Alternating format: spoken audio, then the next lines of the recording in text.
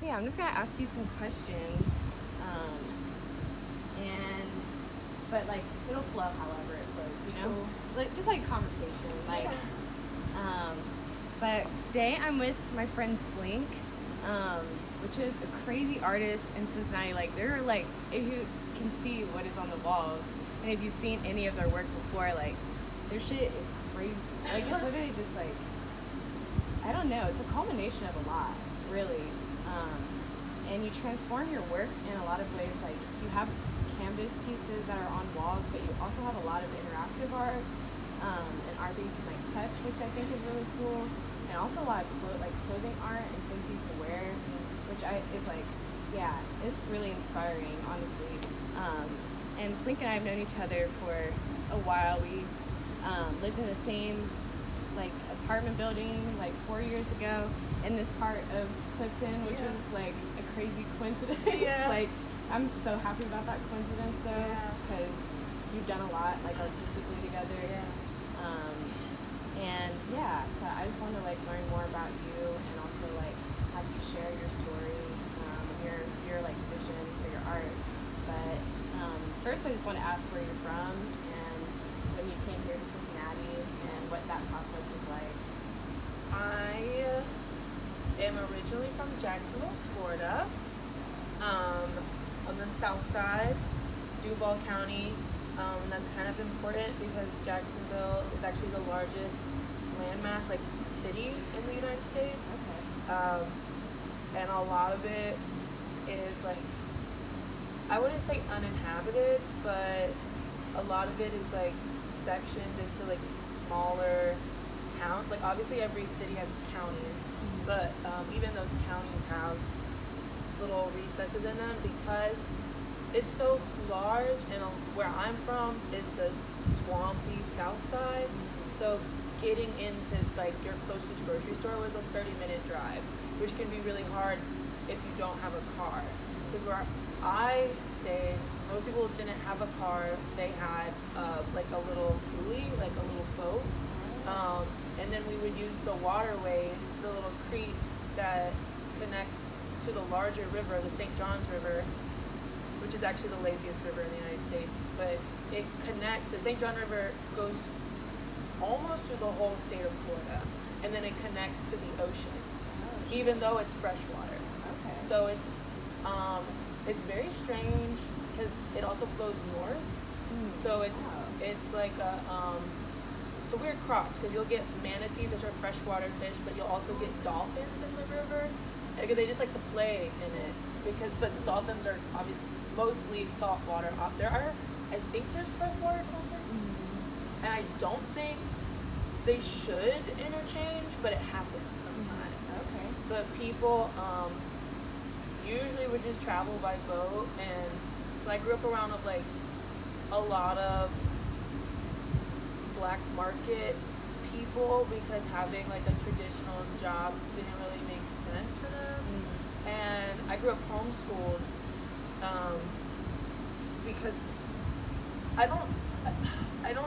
the school district that I qualified for, like, it's so far away, and it was just such a different way of life. The city is different than the swamp, and the public schools were, when I did finally go to public high school, I was allowed to choose to go to school in high school. There was a time that I was in middle school. I went to part of 6th grade because we moved to this really wealthy part of called St. Augustine, and my mom was like this in-home maid, and then the woman wanted us to like stay with her too. And that was a weird situation, but it was cool because I got to see the suburbs for the first time, and I went to public school, and I realized that there were things I didn't understand, like silly bands or like needed jewelry or like TV. I had never seen anything other than PBS at that time. We didn't have cable, so that's the only channel that worked. We were only given an hour of TV time a day, so I was very much outside, always playing, always running, always swimming, hunting stuff, like rope hunting. I grew up trapping like things and like hunting, like foraging for berries and like very nature like. And I was reading all the time. It was like my favorite pastime. So then when I finally went to school, it was definitely a culture shock. And I also didn't understand sarcasm because that's my mom and my sister who I was raised with. We didn't speak in that way. My mom was very literal and very direct. So it was definitely like a culture gap like between myself and then other peers. I didn't get lingo. I had never heard hip hop. I had never heard rap. Everything was for me country or like old soul, old school blues, very like southern swampy like soulful music. It's beautiful. So I just became very old in comparison to my peers. Like I wasn't sure how to like make jokes. I didn't understand teasing. That was like something really hard for me to grasp. So then my teachers thought, because of my intelligence and then like this social awkwardness, basically, this is like right when people were starting to like diagnose everyone with ADHD and autism. And they were like, yeah, because I was so like quick with it, like with my things, and like I'm done with this assignment, I'm done with this thing, I don't want to be here anymore, and I need to go outside. They were like, yeah, like either you're advanced or you're just like, you're seriously lacking emotional skills.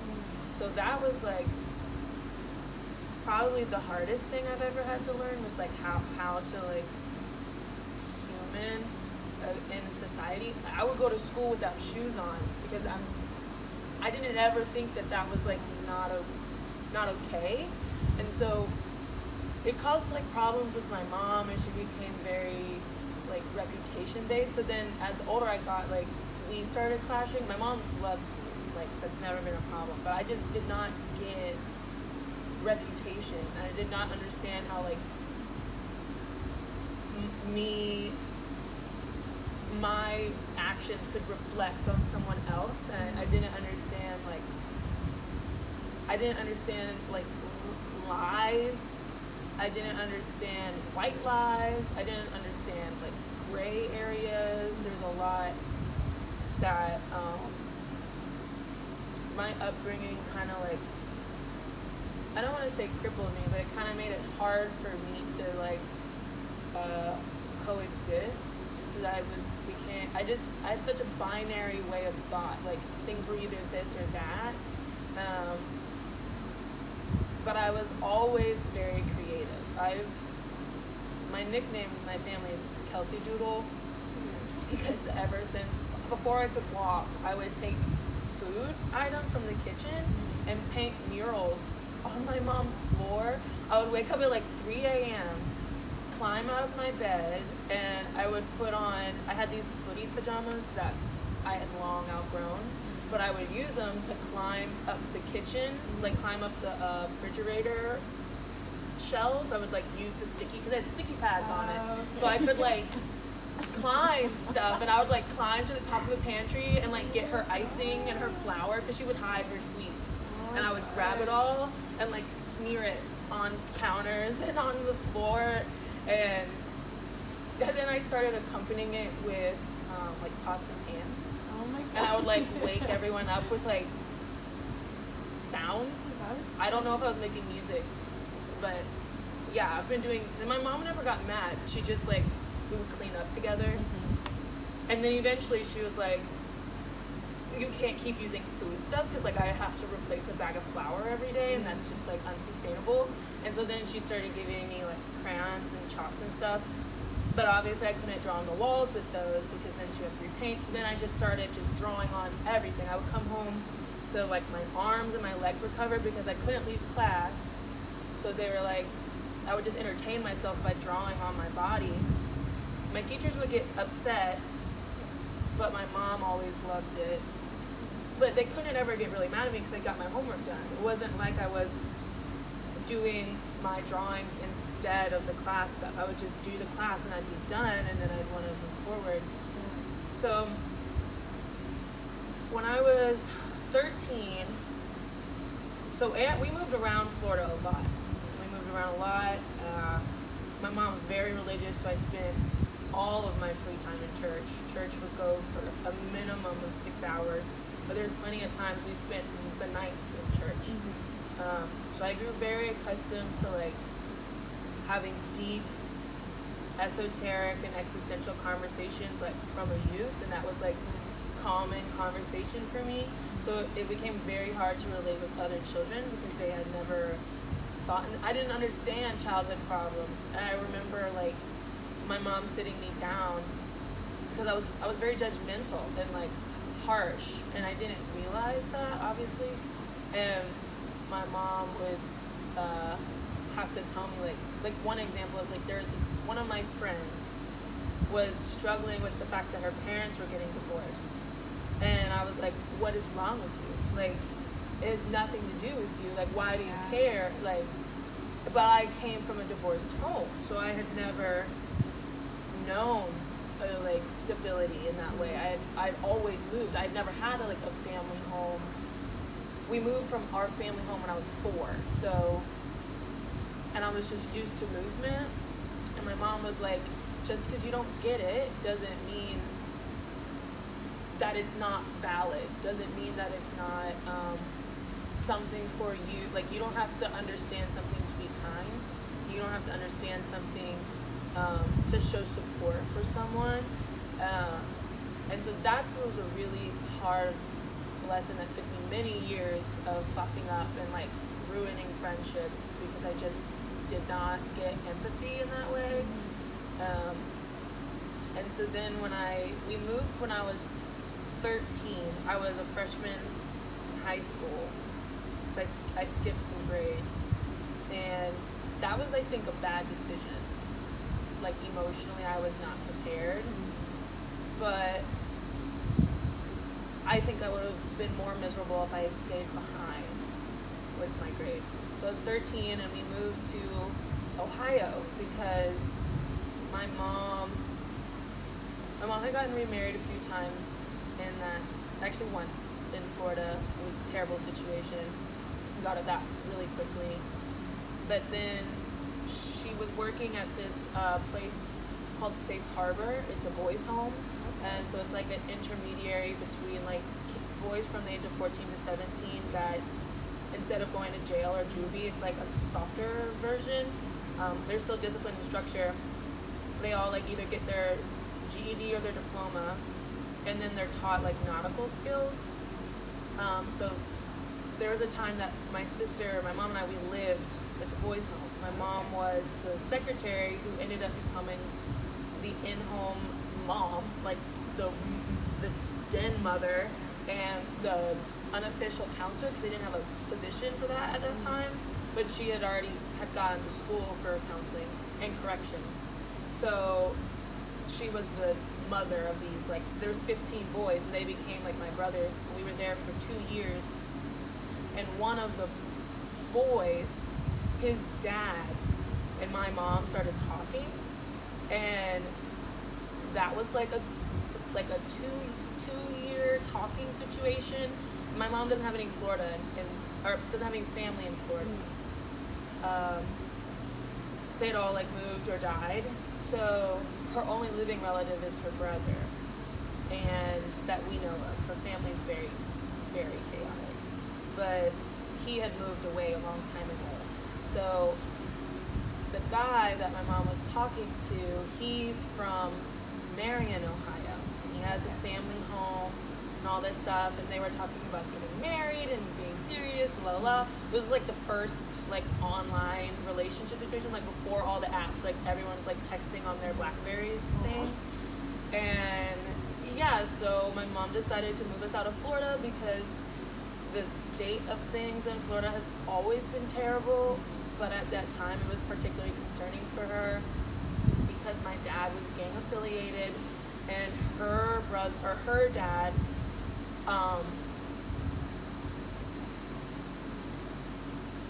there's a lot of conspiracy around her father. He and I were very close, but the government and him had mad beef. I don't know the specifics. I know that he was like a high-ranking naval officer, like an admiral, and oh no, I'm sorry, in the Air Force, not the Navy. So I don't think they have admirals. I think they have generals. I don't remember, but he was something up there.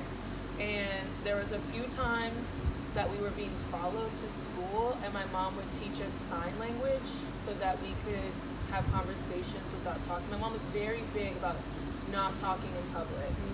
And there was time, like I have memories of my grandfather like burying guns in the backyard, and like I would play. Part of my daily drawing was to go into his bedroom, because that house I grew up in was his house, was to go into his bedroom, and my grandmother died before I was born, but all of her stuff was left the exact same, and I carry her name, and I'm also the only one who got her freckles and gap, so I've always felt very close to her, so I would spend time with her stuff, and I would take her pin cushion, which is full of pins, and I would put them in my grandfather's bed, and I would like make pin cushion murals, and every day he would take them out and put them back. But when I was playing in there, I found he had a whole bunch of gold bricks, and so I would make little sculptures out of these gold bricks. And as a kid, I thought it was interesting, but I remember my mom like being like, oh, and like whisking me out of the room and like hiding this gold again, like to a place I never found. And there was the one time when the SWAT team came into the house in the middle of the night and took our grandfather away, and we didn't see him for like 6 months. And then that's when we started getting followed, and then they dropped him off. He had lost like so much, whatever, like that's drama. So I don't know what the hell his problem was or what the government's issue with him was, but we had to leave Florida because it just wasn't safe. Yeah. So my mom made the decision that we were gonna go like hide out up in Ohio, and yeah, I hated it. I hated the thought of moving. I hated the idea of leaving Florida behind. I'd never known, like I had traveled some spot, like we would go visit some family in Arizona, or like I'd seen a lot of Florida, but I'd never like left. Never been to a big city. I'd never seen snow, none of that stuff. So I ended up spending my sophomore year of school with my dad in Oklahoma so that my mom could get her shit together up here. Because I had a terrible leaving experience, I did not want to leave, and I had terrible like relationships with how to relate to kids. When I moved to Oklahoma to stay with my dad, and my other sister's mom, who is no longer my stepmom anymore, they got a divorce, their lifestyle is completely different. Not religious, a lot of TV.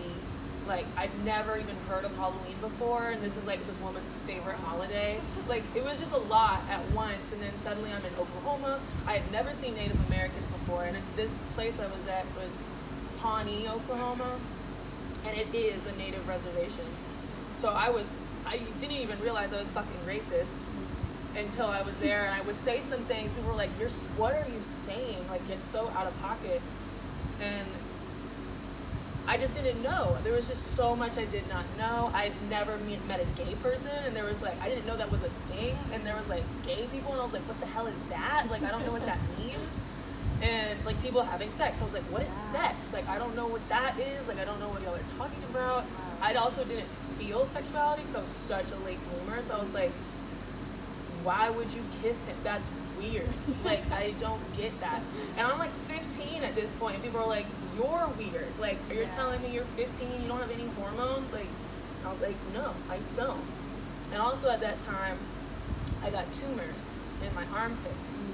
And I got, like in my lymph nodes. So it was in my armpits, and one was in my throat. And it was just a lot of stress that one year. And my stepmom and I were always fighting. I'd never been separated from my mom before, so that was really hard. And I didn't realize I was such an emotional child. Looking back, I realized I was very depressed. And now I recognize that I was like, probably at that time, I was definitely borderline, if not full-blown bipolar with like manic depressive spectrum. And now it's much more regulated because my lifestyle is regulated and I'm more in tune. But as a child, I was tumultuous and my emotions were all over the place. I was really good in school, but I couldn't make lasting friendships for real. I did not get close to people. People did not know where I came from. I would change like my accent or my name. Like I would lie to people about like who I was, so I didn't ever have to like be close to them. And yeah, I never had people over. I never stayed at people's house. I was so alone. But people were like, there was a time I just thought I was a sociopath. Like everyone was like, oh yeah, Kelsey, like cool. And they didn't have any other thoughts deeper than that because I didn't let anyone get close. And then I got kicked out. My stepmom and I got in a huge fight. I ended up like laying hands on her. And yeah, I was on a plane the next day and I never spoke to them again, to my dad or to her. And that's when I came back to Marion, Ohio. And this was now the first time my sister and I ever been separated. And I was so angry. I was just like a mad person. My mom and I were fighting. The dude that she came up here to be with is also very abusive, so like I hated him, I hated her for that. It was the first time we had beef. It was really hard for me. I was really confused for a lot of things, and I was super depressed. And at the time I thought I was going to be a doctor, because I was really intelligent, and I was good with my hands. And I liked the body, I was fascinated with the body. And that was my junior and senior year in Marion, Ohio, and that's where I ended up graduating from. Pleasant, Ohio. It's small. There was like 80 people in my class. I was one of when my sister finally came, she was the other black girl. There was one other girl, her name's Sierra as well, actually, funny. And there was 3 of us, you know, black girls. There was 2 black boys in the school, but other than that, like everyone else was white. And then I was the only black one in my grade. Yeah. So I didn't realize that was a problem. I didn't realize that I was uncomfortable, and then there was so much I didn't realize. And so then it was like senior year, and I was in my advanced anatomy, and I'd finished my quiz early because I've always done shit like that, and I just kind of like blacked out, and I applied to an art school, which I had never done before. I had never really. I've always drawn. Like I said, I never stopped drawing. I've literally always drawn. But I never thought about being an artist. I thought at most I would be a fashion designer, but I was really ashamed to be girly. Growing up, we were not allowed. Well, it wasn't my mom's fault. It was just, she's tomboy. My sister's I grew up around all these boys, and so I was really ashamed of expressing myself.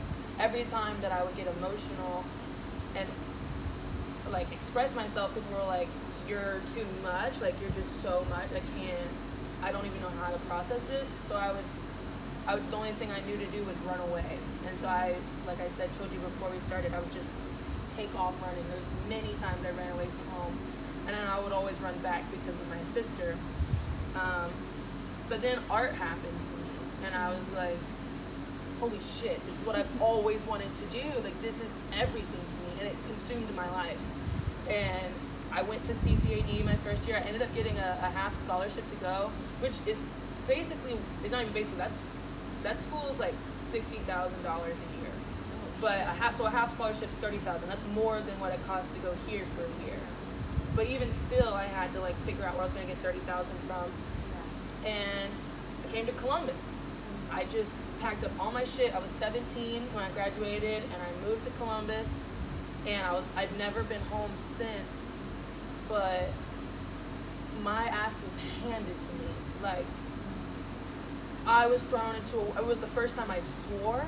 It was the first time I had done any drug, even knew the name of a drug, sipped, smoked, popped, snorted.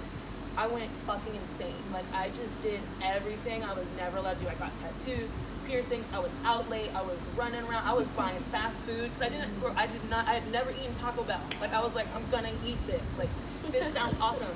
I gained so much weight. My mental health, which is not a problem so much as it was just indicative of, like, keep in mind, my tumors are still a thing. Yeah. So, like, that was the problem. I started just destroying my body. But, and I don't recommend this to anyone watching at all, I rewrote my brain on ecstasy, on accident. Totally not intentional, and that's a problem. If it wasn't for my upbringing, like, of just my mom always being in the back of my head, I would absolutely still be a drug addict, actively using, if not, like, fully criminally insane on the side of the road. Because I was just doing reckless stuff. Like, I was not smart. I got assaulted a few times, which never victim blaming, but I absolutely, that was a wide awake moment for me of, like, this shit is not totally out of your control, and you've got to stop doing stuff that is, like, betraying you. So, hard lessons. They all hit at once. And I heard them. I heard them all. I sat back. I realized I took some L's. I realized I hated Columbus. I realized that, like, the friends that I had, I needed to change. But more than that, I needed to change my lifestyle. Like, everything needed to go. So I was on an acid trip.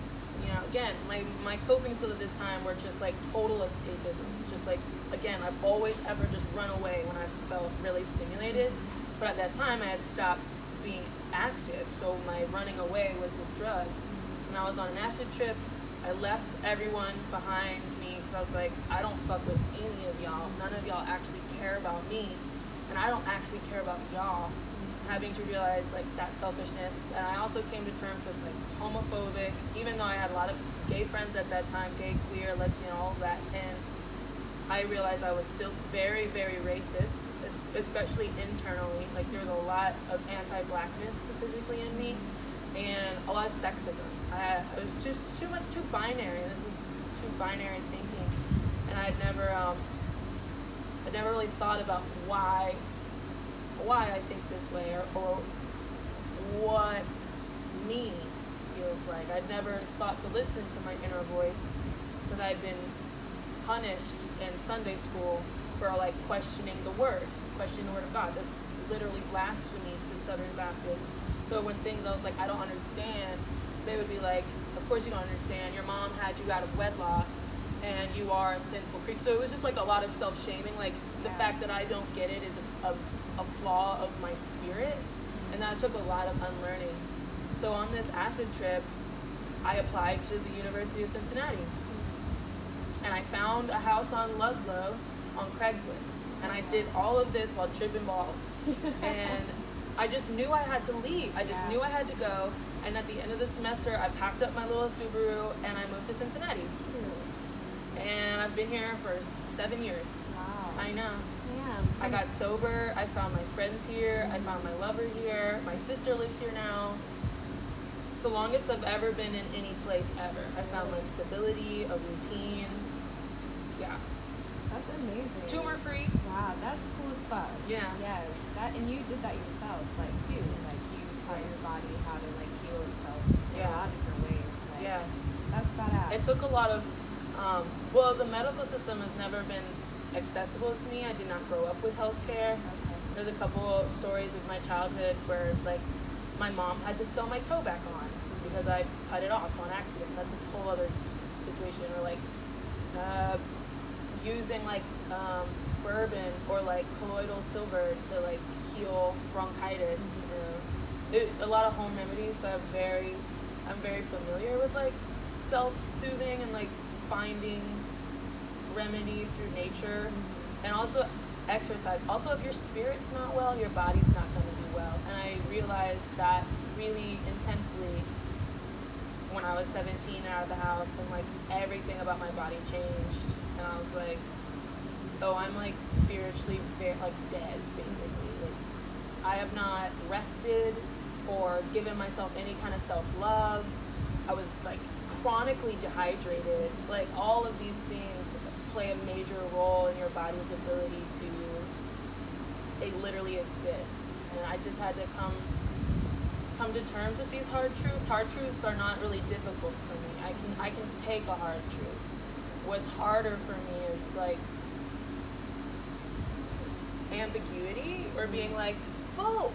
Like that's really difficult for me to be like, well, what do I do? And it's still because I still have that like right wrong that I'm still like untangling in myself. Yeah. Well, is there anything right now that is like currently, like what are the things right now that are currently motivating you and discouraging you?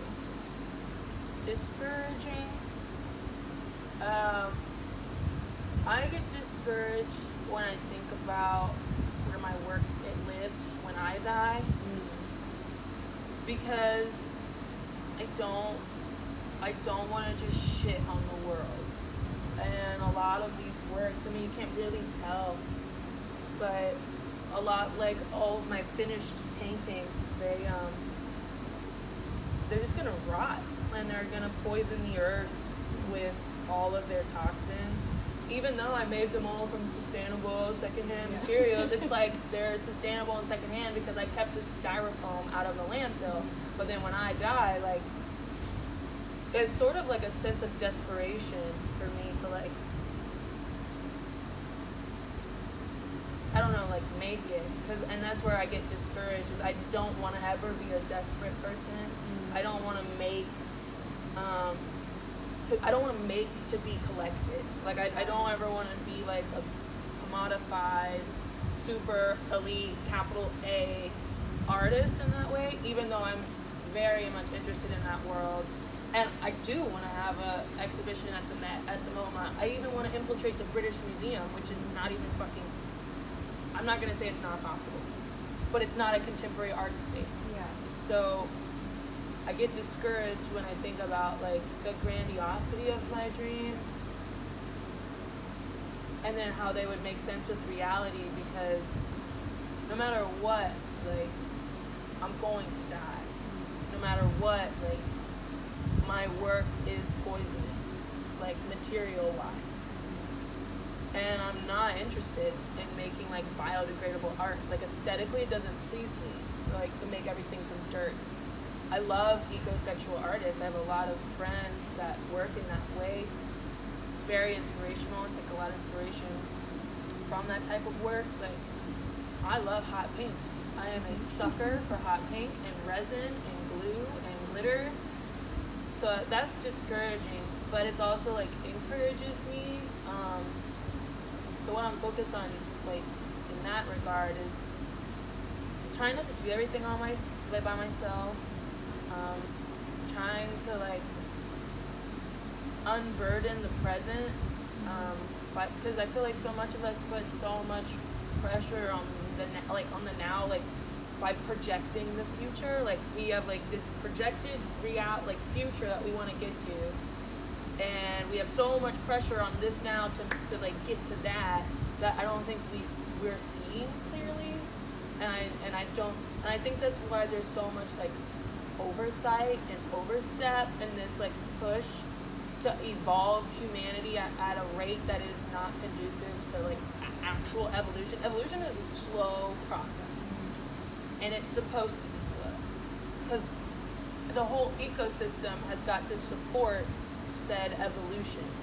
And I think that's part of this like separateness that humanity can feel, is we're trying to just go too fast. So right now I'm taking a lot of inspiration from rest and purpose. Those are my like two grounding things. Like when I feel myself doing this, I'm like, okay, have I had water? Have I slept on it? And have I given myself the benefit of like hearing my questions and then like answering them? Like, have I given myself a conversation so I can ground on like, what is my intention?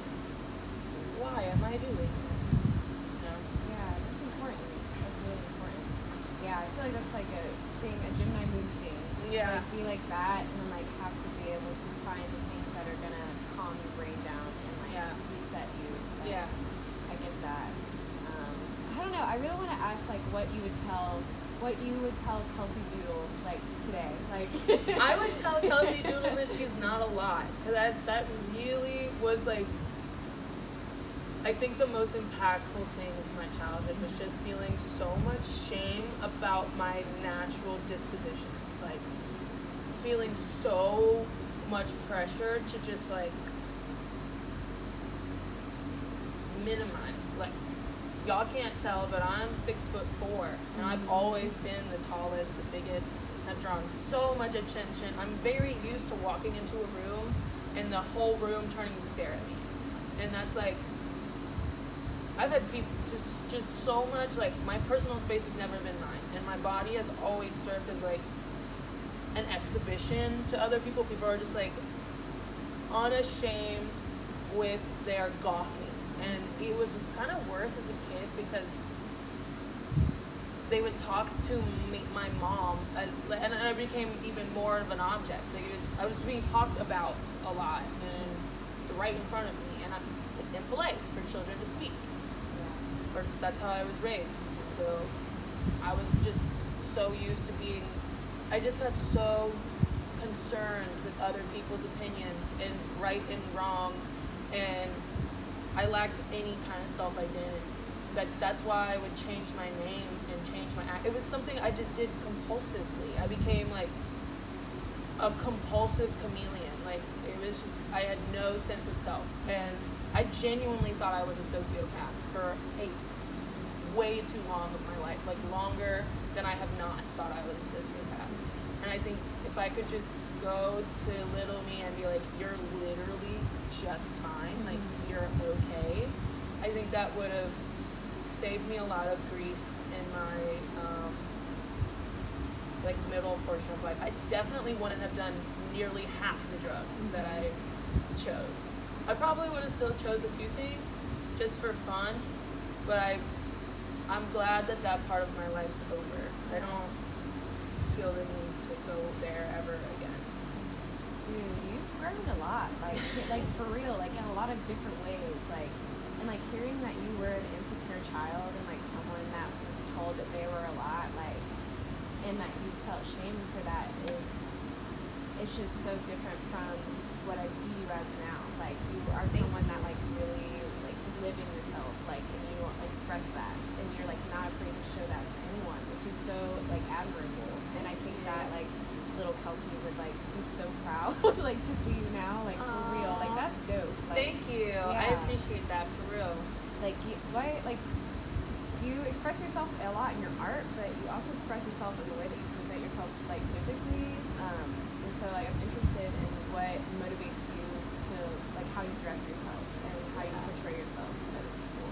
So Slink actually comes from, my last name is Linder, and if you guys know Slenderman, that like scary guy. So I didn't know, I still don't really know where he comes from. I think it's a video game. I'm not sure either, but yeah, I know what you're talking about. Yeah. He's something that got introduced to me when I first went to high school. Okay. Because I was so tall and so thin. Like, I need everyone to understand that I was a 00. I did not hit 100 pounds until I was 14, and at that point I was already 6 foot.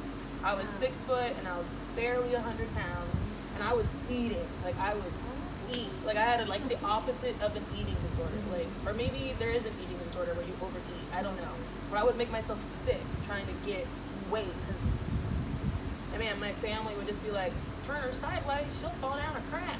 Or like, yeah. how you ever gonna get a man with those hips? You know, like, which is nothing you should ever say to a 13-year-old or just anyone ever. But like, that was something that was very concerned. Like, my family was super concerned about whether or not I was gonna have a man and be able to like give birth. Like, that was something that really mattered to them. So I started getting teased at school, which I guess these boys liked me, which is like the weird, like, I could not like make that click. I still don't get that. But it was like the nerdy girl that I was friends with was like, they obviously have a crush on you, and I was like, they're throwing rocks at me, calling me Slenderman. Like, yeah. And so I'm like, how does that mean you like me? Like, and I'm getting actively pissed off. And they would laugh at me because apparently it's a thing, like, to, I don't know. I still don't get how teenage boys communicate. I don't understand it. But Slenderman was like this thing that haunted me, even though I had no concept of like what actual Slenderman was. And so when COVID hit, and I had just got back from Berlin, so it was in Berlin that I started experimenting with clothes. Mm-hmm. I just started embroidering on stuff because I realized like my winter sweaters, I was like, these are too boring. I'm like, these are like, I don't feel like good in this. Mm-hmm. And I've always been like a style girl, like an aesthetic girl, but in high school I was super pinup, like 1950s, like polka dot skirts, suspenders, like my hair was like usually in like roses and like pinned up. Like I was very like blouse, you know. And I went to when I did go to high school, it was a very hood high school. So like girls are in their like booty shorts, you know. And I was like, oh, I don't, you know. And I'm like in my little like bow tie, or it's literally suspenders. And so that was my look in high school. And then in college, I started to do like hipster funk, you know.